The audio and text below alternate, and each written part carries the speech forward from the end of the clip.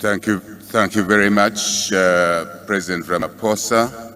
Due recognition to you, other BRICS leaders, excellencies, heads of state and government, and all the dignitaries that are here from all our countries that are present or represented, and other organizations, UN, fully recognized.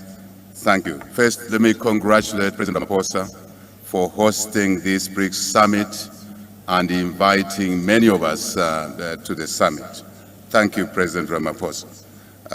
I also wish to effectively and firmly endorse the importance of this summit in providing us with an enhanced opportunity to work with the BRICS countries to be able to support our developmental agendas in our individual countries, regions, continent of Africa, and elsewhere.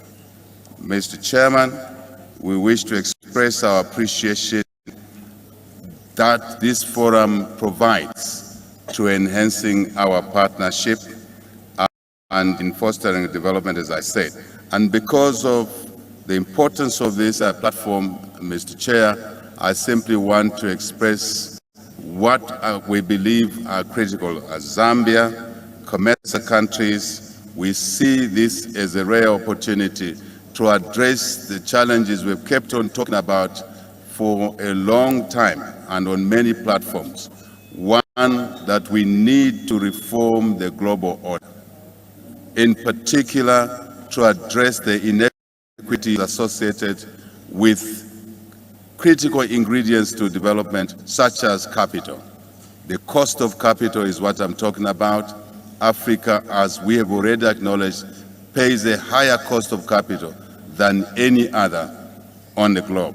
Certainly, the BRICS platform could and should be used to work through, to expedite the reform processes around this issue, which is inhibiting development, which our young populations much need to create opportunities for education, health, business, work, as it were, and other life-improving activities. Secondly, Mr. Chairman, to address access to technology. Access to technology so we can then engage in the genuine and mutually beneficial partnerships which we keep talking about all the time. Partnerships that would deliver value for all our economies, our regions, continent of Africa, as well as obviously contribute to world global economic success, which is important because global success, Mr. Chairman, it cannot be talked about in isolation. You can't call a global success to be there or delivered when a lot of countries are left behind, yet they're richly endowed with resources. So when we look at these opportunities, we look at the total resource envelopes that we all bring to the table: capital at a fair price, technology, of course, at a fair price, but also the resource endowments such as critical minerals that are important to the industry of the future, EV industry, for example.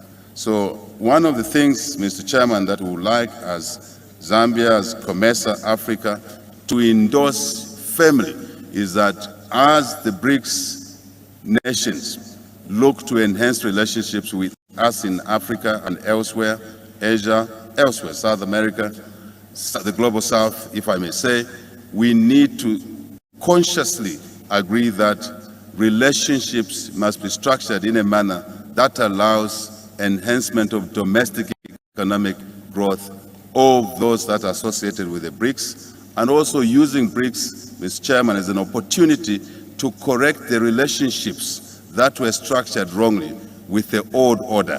That old order, which we are now talking about reforming, we now have an opportunity under the BRICS platform to enter in those relationships in a reformed manner. That, for example, ensures that when we exploit resources, we must invest in value addition in the host countries where those resources are located. It benefits the investors, collective basket of investors. It creates opportunities for our young African population and invariably, Mr. Chairman, delivers an opportunity to stabilize Africa, political, civil stability, which is important.